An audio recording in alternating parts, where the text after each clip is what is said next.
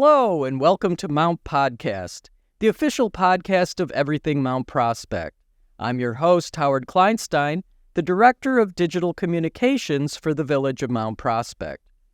MountPodcast brings intriguing interviews with the movers and shakers in the 56. This podcast will give you, the listener, inside information about the people who make Mount Prospect a place where friendliness is a way of life.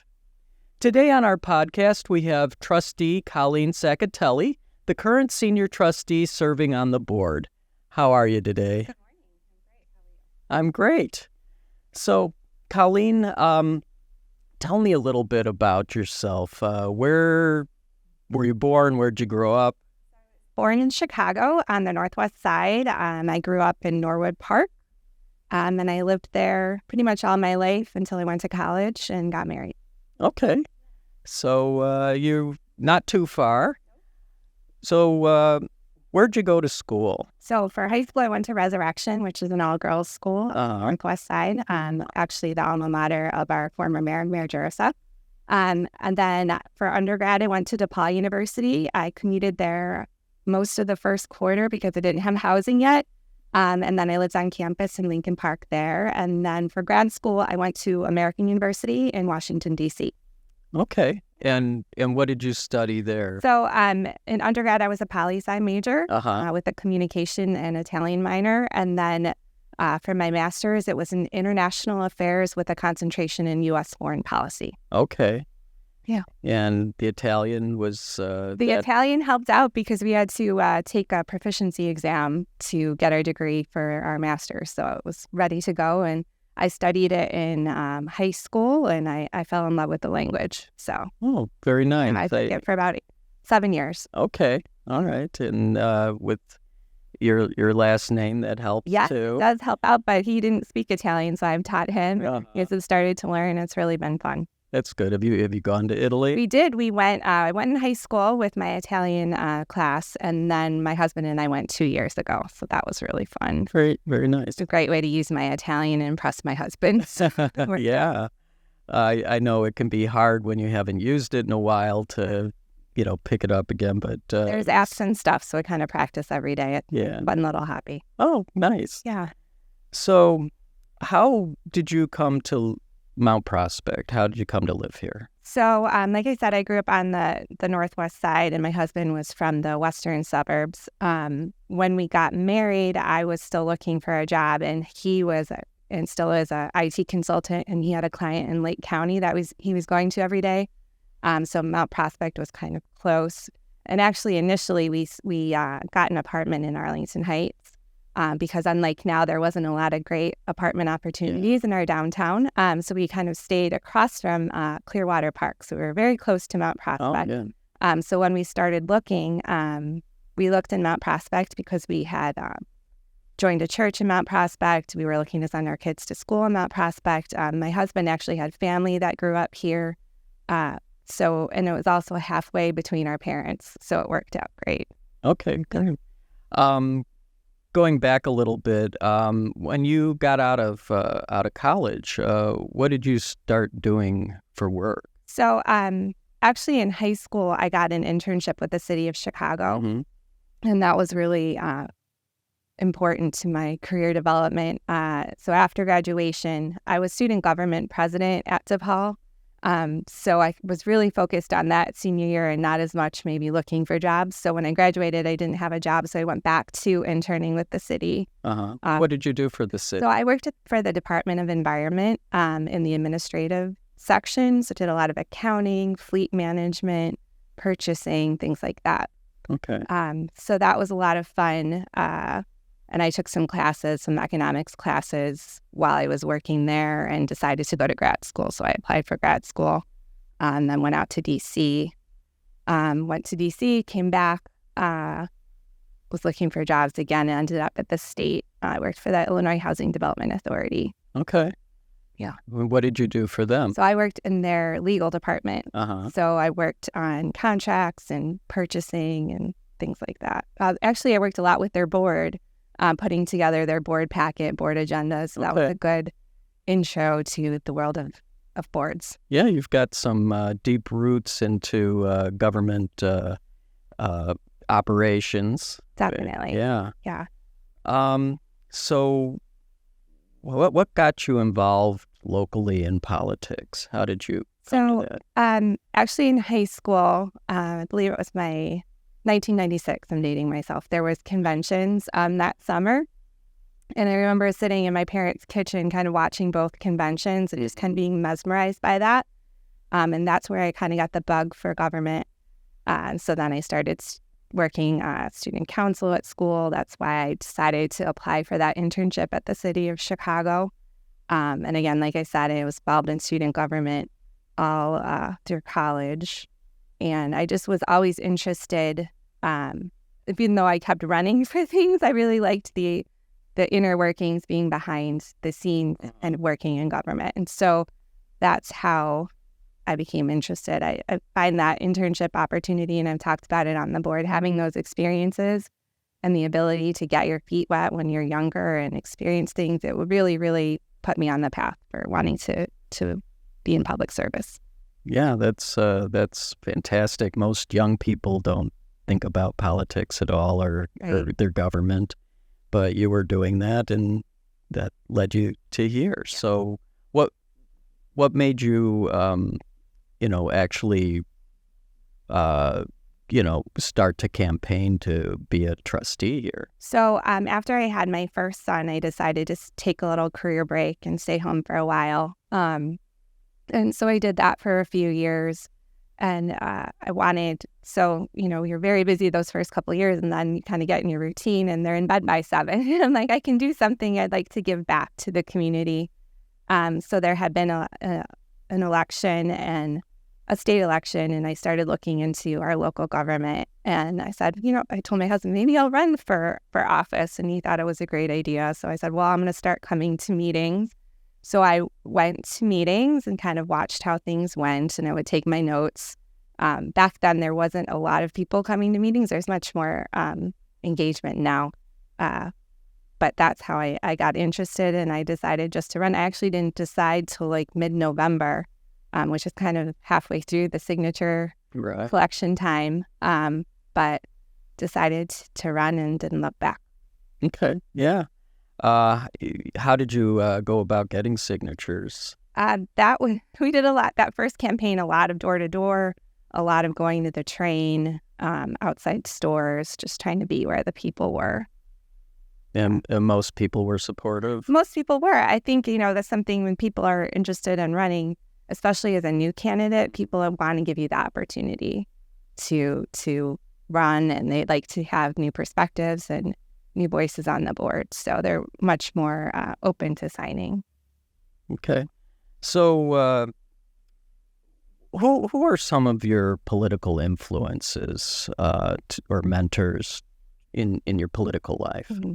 So influences, I've been, as I said, I started following politics, sophomore year of high school. So I was very into Chicago politics and ward politics. And but here in Mount Prospect, definitely Mayor Jurasek was an influence for me and her leadership style. Skip Farley it was great to be around him on the Sister Cities Commission. Really got to see his leadership style and his perspective. Mike Siddell certainly is the gold standard for trustees, so I've always looked up to him and the way he carries himself and engages with residents, and the way he explains his views on the board. He did an excellent job.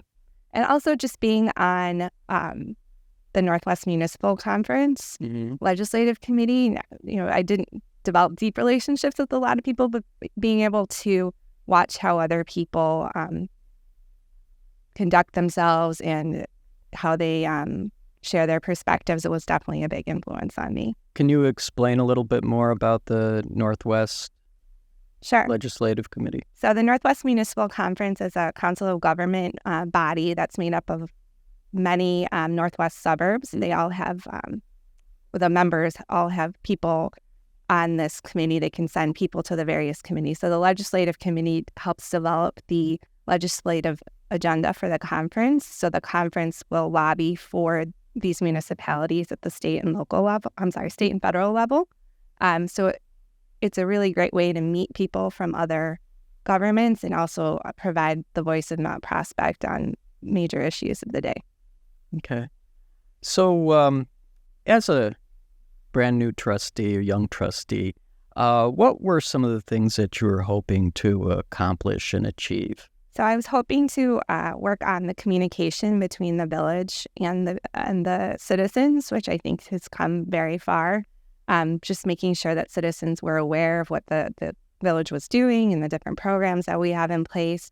I also wanted to work on development through the downtown specifically, but now through the whole village. And then also improve the connectedness and sidewalks and bike routes and things like that throughout town for people. Okay. And how do you think, you were saying about communications, how has that evolved in your opinion? We just have so many opportunities we had social media back then, but it's gotten utilized a lot more. We're using our Instagram more. Our YouTube channel is flourishing. This podcast is a great way to reach people. Email blasts. I think one thing that, the village newsletter is still the tried and true way to reach people, we found. But the branding and marketing plan that we've worked on really hard the last few years has really been a step forward. And now that we're in the marketing phase, it's going to be a great time to show off Mount Prospect, not only to our neighbors, but to everyone around us. Okay. Yeah, there's kind of a communication gap of people who are interested in what we do and some people who could just care less. And do you have any thoughts about how we can reach more of those people? I think what we're doing, and I think word of mouth is also important. We have this amazing civics academy where we talk about all the village departments and the village board and our council manager form of government. And I think as much as we push out as a village formally, those conversations between neighbors and friends are going to be really important going forward. And I think we're laying groundwork today that we'll reap the benefits of going forward. Yes. That leads me into my next question. How have you seen changes in the village since you first came to the village and became a trustee? What sort of things, positive or negative, have you seen? I think it's been a lot of positive. My thing has always been trying to see Mount Prospect reach its full potential, and I think you're seeing us grow in all kinds of ways. Our population is growing, development at the downtown and the south side are really booming, but also engagement overall, I think, has increased since I first ran. There's more people at board meetings. Voting is up. I think it's a really positive sign for the future of our town that people are really starting to get more engaged. I agree. I've seen that too. I've been videotaping board meetings for 26 years now, and for a long time nobody was showing up for the board meetings, and now we get a nice little crowd. Agreed. Yeah. It's nice to see. It is. So how do you think Mount Prospect, manages to keep its small town feel? A lot of people talk about that. Mm-hmm. I think it's a couple of things. First, I think it's the people themselves, just the kindness and the friendliness and the way that they go out to help a neighbor or help those in need. I think that's the small town feel that we all love and embrace. But I talk about this reaching our full potential. I think that we can still grow and hold that kind of spirit within us. I also think the nonpartisan nature of our board is really, really important because we're all just working for the betterment of the town. And when we're running for office, that's the focus, right? It's not party-based. It's not focusing on our differences, but what keeps us together and what the whole town needs. Yeah, I think also electing our trustees at large helps with that too, instead of having a ward where people are, representing a certain geographic area and that, their interests. Agreed. That's huge. We're all representing the entire town and we're all working to make all of the town better. Yeah. Okay. So How do you see? I mean, we've come so far, and I know a lot of our focus has been on the downtown. But how do you see Mount Prospect continuing to move forward and to grow? Well, there's lots of opportunities on the south side. With the south side TIF, we have the Cloud HQ data center going in, but there's many more opportunities. We're working on pedestrian improvements down there to help connect the people of the south side to the north side. And I see huge opportunities at Randhurst. They're on, continuing to innovate and redevelop that area. I just think there's lots of opportunities throughout town, and only positive things ahead. Only positive. Only positive things. Yeah. Okay. So what do you feel one of your greatest political contributions have been to during the years you've been a trustee? So I think I kind of represent a different type of trustee, a different type of leader. Sometimes people think of trustees as very verbose and outspoken and maybe theatrical, but I am kind of more of a soft-spoken person. My leadership style is more of listening and then forming an opinion versus just sharing my opinion. So I'm trying to represent that type of leader. I want to improve communications and outreach and education of just government in general, making people aware of all the good things that the village does. And so I hope that that's what I've been able to do. Okay. Yeah, I think that's a good things.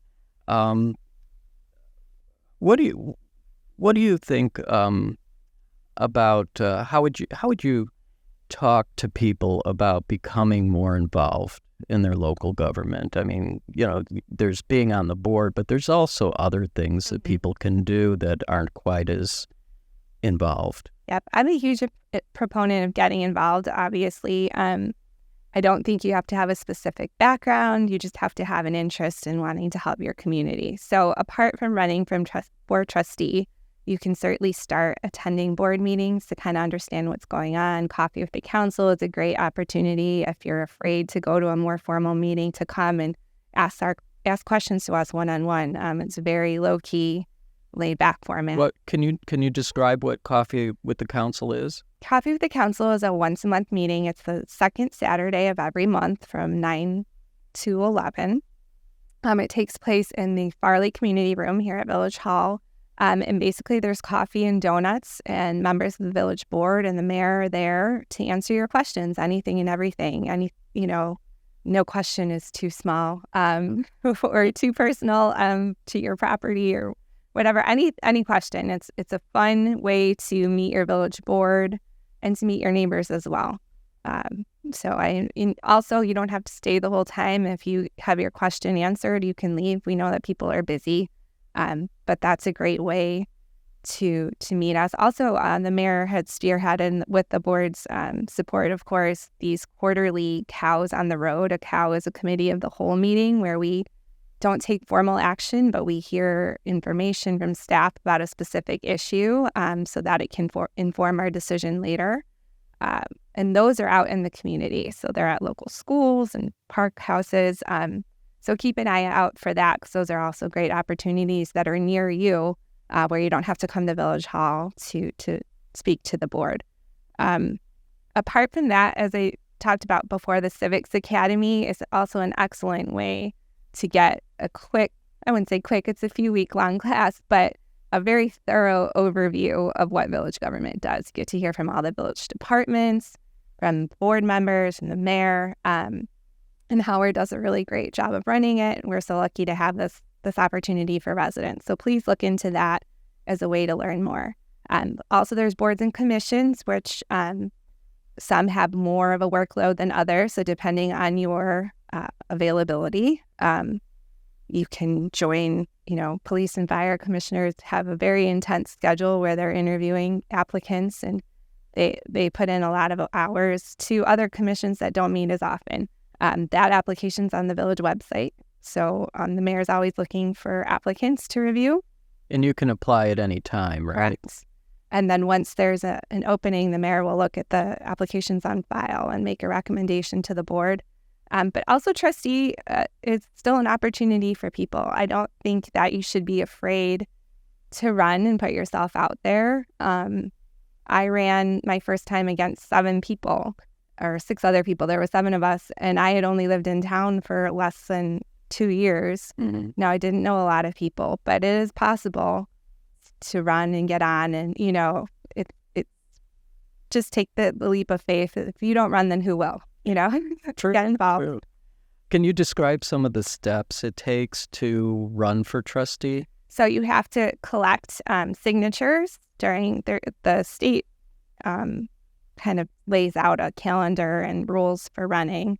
But our village clerk does a great job of putting out the packet and all the information early on in the cycle. So she'll put that information on the website. You collect a certain number of signatures. I believe it's 10% of the last mayor's election. Right. Then that process is usually September to December. So you have that amount of time to get your signatures. Then you send those in, and it's usually in the 300s, I think. Yeah. Correct. Higher 300s.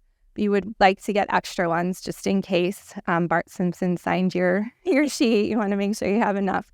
And then you submit them to the clerk. The clerk, there's a period where it can be reviewed or challenged. And then you find out usually at end of the year if you've officially made the ballot. And then January to beginning of April is your campaign season. So that's when you can go out and spread your message. There's debates. You fill out a lot of questionnaires about what your different perspectives are on different issues. The newspapers will interview you, and then they make endorsements.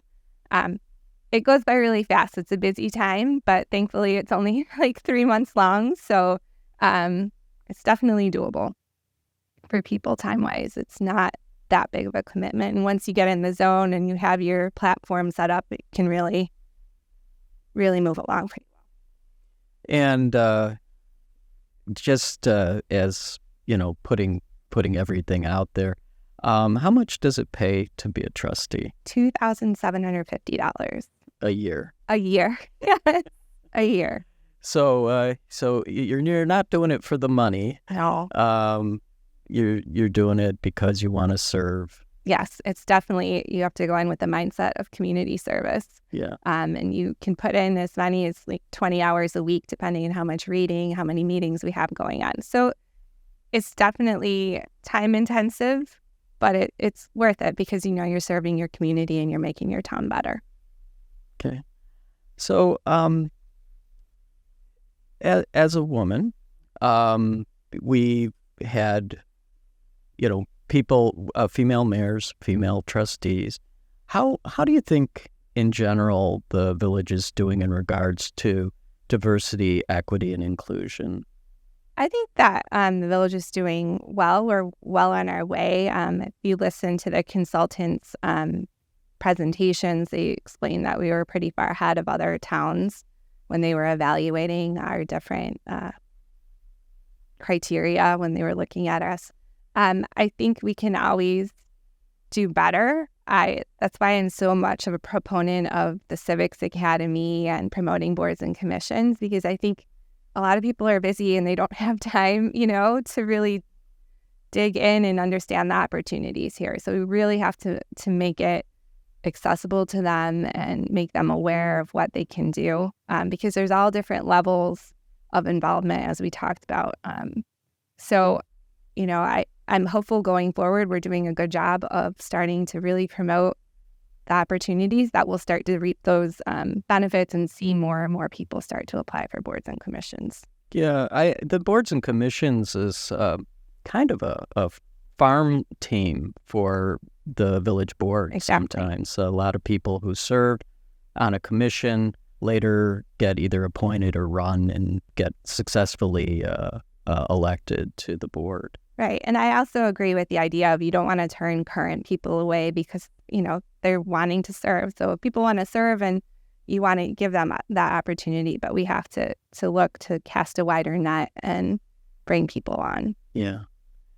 So is there anything else you want to say about your service with the village?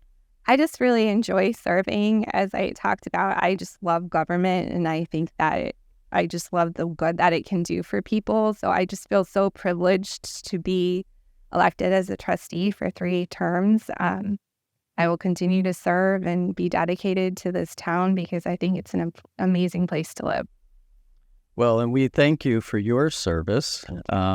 We've always felt very supported by you, staff-wise, communications team-wise. And I also want to thank all of you for joining us. You've been listening to MountPodcast. MountPodcast can be found on your favorite podcast download sites and on the village website, mountprospect.org. Join us next time as we bring you another conversation with someone worth talking to you in Mount Prospect. See you then.